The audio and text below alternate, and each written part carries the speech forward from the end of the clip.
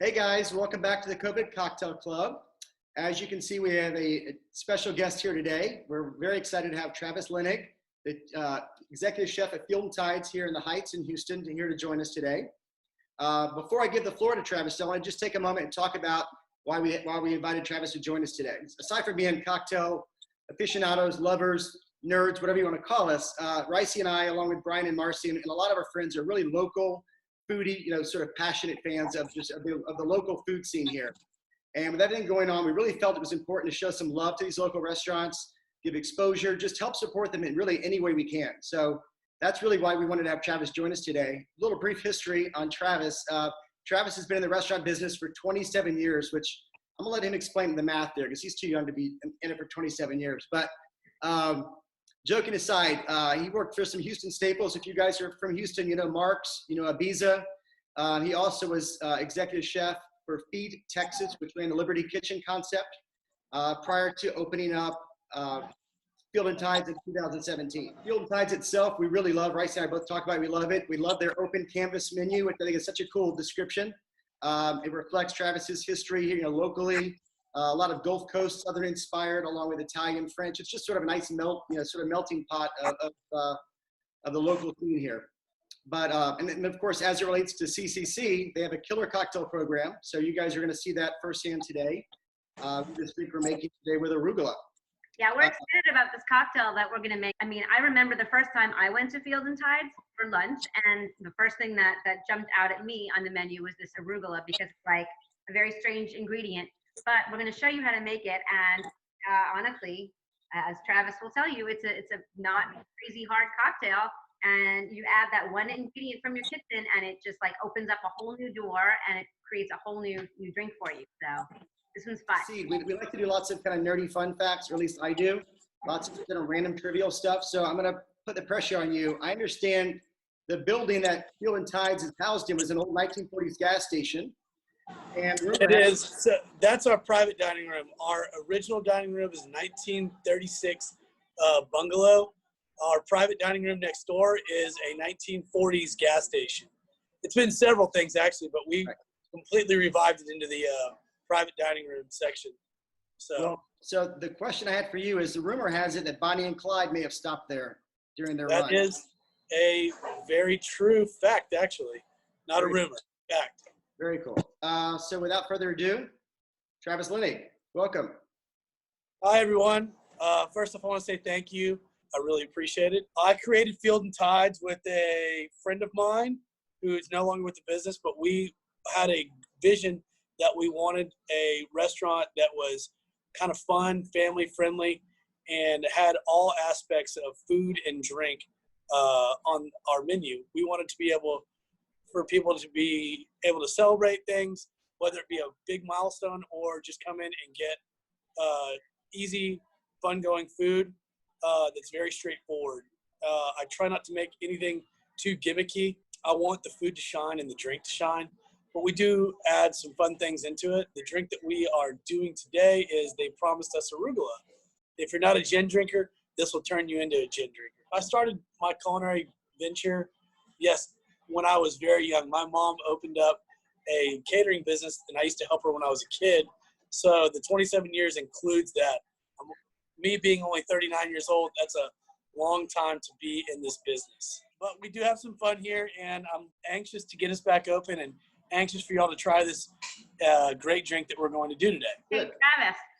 Yes. I want to speak to reopening on Friday. I know, yes. I don't know if Friday's reopening is exciting for you or scary for you or both for you, or I know it is. There's a lot of anticipation. We are opening Friday, and I'm very anxious to do it, but I'm also a little nervous. It's been 6 weeks since we've had a regular service. I hope we can still do it. I have confidence in you. It's going to be amazing. We only get 25% of our occupancy, but we've got a big patio and 2 dining rooms, so we'll make the best of what we have. Let's start the drink.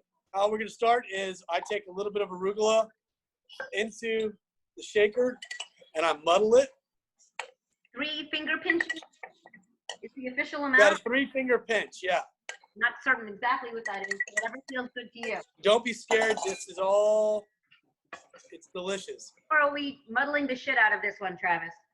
I would muddle it so you get that nice green color. Okay. 1 ounce of simple syrup, 2 ounces of gin, your preference, 1 ounce of lime juice, elderflower liqueur, Okay. then ice in your shaker, and then vigorous shake. Vigorous shake. That's a good word. I like that. Vigorous shake.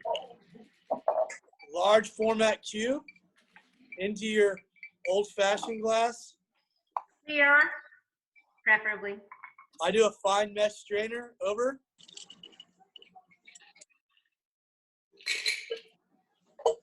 Then I take 1 sprig of arugula right over the top of that, on top of your large format cube. And then I have a big pepper grinder, but if you don't have this, you can always use just a pinch of black pepper. Right over the top of that is a garnish, and voila, that's it. Just made a gin sour, but made it like a savory version of it. I did. This is an easy drink for people that don't like gin, for them to experiment with it. It really is delicious. It opens your mind up. I think gin in general. I drink gin straight. That's my go-to drink when I get home. I didn't like gin up until about 3 years ago, and then I started drinking it and really enjoying it. It's actually a really refreshing drink, and it has that really heavy juniper that is just delicious. It really opens up your taste buds, and it's really refreshing to me. So if you're not a gin drinker, this will turn you into one. Hey, Travis. I also find that as the seasons change and as we go from it being cooler weather outside, when I generally opt for bourbon, I find that the warmer it gets, the more I reach for gin because it's so refreshing. And this is perfect day drinking because it literally feels like I'm going to drink a salad. You beat me Totally. too. It's got your salad part in it too. So Yeah, salad in a glass. Hey, Travis, since you are a gin fan, is there a particular gin you recommend for this drink that you guys use in the restaurant? So we use the Ford's gin for this particular drink, but I'm a huge Hendrix fan. I have actually several bottles of Hendrix at our house. You know, I would suggest Ford's gin, Hendrix, or Aviation is even a great one to substitute in these. They're all great mixing gins.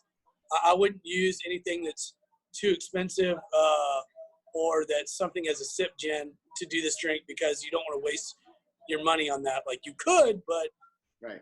I think that everything else that shines through this is just an easy way to start with gin. So Yeah. Travis, thank you so much again. We loved having you. We're looking forward to seeing you actually in the restaurant sooner than later.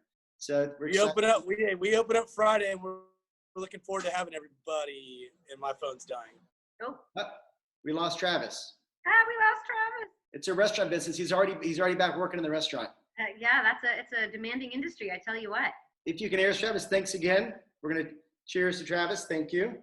Cheers, Travis. Tomorrow, bring your ginger beer, your tequila, and your creme de cassis or your chambord or whatever kind of red berry liqueur you've got on here. All right, time for a salad. Lunch. Cheers, guys. Cheers, Jason.